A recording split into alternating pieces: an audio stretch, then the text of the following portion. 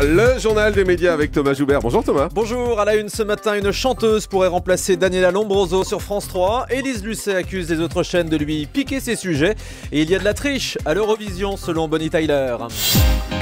On commence donc avec Natacha Saint-Pierre qui pourrait présenter la nouvelle émission sur la musique française de France 3. Oui, la chanteuse a tourné un pilote la semaine dernière pour remplacer Daniela Lombroso et son Shabada. Selon Télé Loisirs, Natacha Saint-Pierre serait entourée d'une troupe de 5 jeunes chanteurs pour accueillir des artistes confirmés qui reprennent leurs anciens tubes, et également leurs nouvelles chansons. Mais ce concept est encore en compétition avec 2 autres projets. Natacha Saint-Pierre, que l'on voit en ce moment dans Un air de star sur M6, n'a jamais caché son envie de faire de la télévision en tant qu'animatrice. France 3 donnera sa réponse d'ici la fin du mois.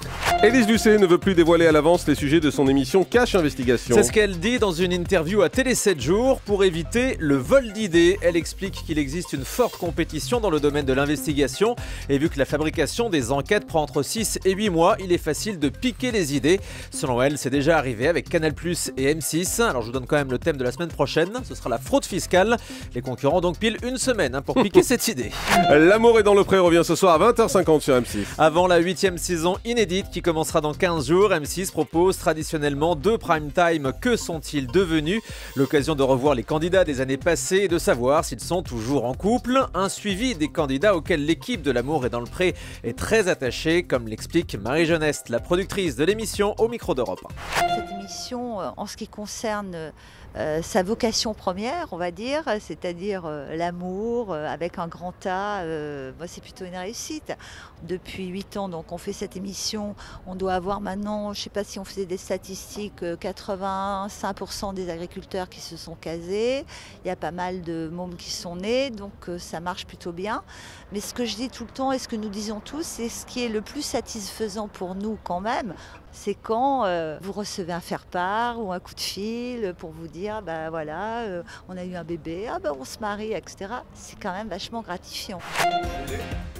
Les dernières rumeurs sur le talk-show de France 2 à la rentrée. Après les refus de Laurent Ruquier, de Stéphane Bern ou de Marie Drucker, la chaîne cherche toujours un animateur ou une animatrice. Alors parmi les noms qui ont circulé ces derniers jours, on trouve Mélissa Thoriot, ancienne présentatrice d'M6, également pas mal de personnalités de Canal+, comme Ali Badou ou Anne-Sophie Lapix. Anne-Sophie Lapix, elle est sur France 5. Et voilà, c'est trop tard. Ça c'est trop tard. Gaulé. Selon Télé 7 jours, Nathalie Yanetta a également été approchée. Nathalie Yanetta qui présente le foot depuis de nombreuses années sur Canal et qui s'est illustrée cette saison à la tête de la matinale tous les vendredis.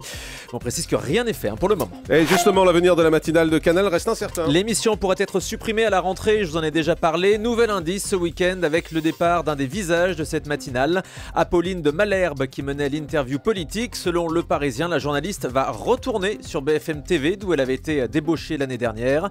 Elle présentera à la rentrée l'émission politique du dimanche et un édito quotidien dans la matinale de BFM. Mouloud Achour pourrait quitter le grand journal de Canal. Mais beaucoup de mouvements cette année sur Canal. Selon Télé 2 semaines, le chroniqueur Mouloud Achour pourrait se voir confier la nouvelle tranche 18h, 18h45. Il a tourné récemment le pilote d'une émission sur la street culture, la culture de la rue en français donc. Daphné Burki serait également sur les rangs pour cette nouvelle case horaire. C'est une information exclusive, Ayem sera de retour à la présentation du MAG d'Énergie 12 dès aujourd'hui. Et c'est une surprise, Jean-Marc, l'animatrice était en arrêt maladie depuis plusieurs semaines après un clash sur le plateau.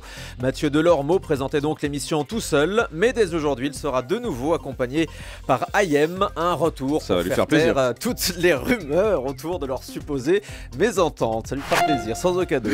La chanteuse Bonnie Tyler parle de tricherie à l'Eurovision. Scandale Jean-Marc ce week-end dans une interview au Parisien. La candidate britannique Bonnie Tyler, celle qui a la voix d'une cartouche de cigarette, raconte avoir surpris une étrange conversation entre la délégation russe et l'Azerbaïdjan. Les Russes se plaignaient de ne pas avoir reçu les points pour lesquels ils avaient payé. C'est ce qu'elle a entendu. Ouais. Bonnie Tyler n'hésite donc pas à affirmer que l'Eurovision est bel et bien truquée. Un journaliste de France 3 Corse blessé lors d'une manif. Le journaliste reporter d'images a été atteint par le tir d'une grenade assourdissante lors d'affrontements entre des manifestants nationalistes et des forces de l'ordre. Selon des témoins, cette grenade aurait été tirée par des gardes mobiles en sa direction alors qu'il était très identifiable avec sa caméra sur l'épaule. Le journaliste est transporté à l'hôpital. Il pourrait conserver des séquelles au tympan. La direction de France Télévisions a décidé de porter plainte pour que les responsabilités soient clairement établies. On termine avec le chiffre du jour. 49 338, le nombre de signatures pour le maintien de Taratata sur le service public. Un vendredi, France 2 a confirmé la suppression de l'émission musicale de Nagui. On va en reparler d'ailleurs dans un instant. Et depuis donc, de nombreux artistes et téléspectateurs se sont mobilisés. La pétition est en ligne en ce moment sur Internet avec donc près de 50 000 signatures pour le moment. C'est la moitié de son audience en fait, ce qui fait à peu près 100 000. Exactement.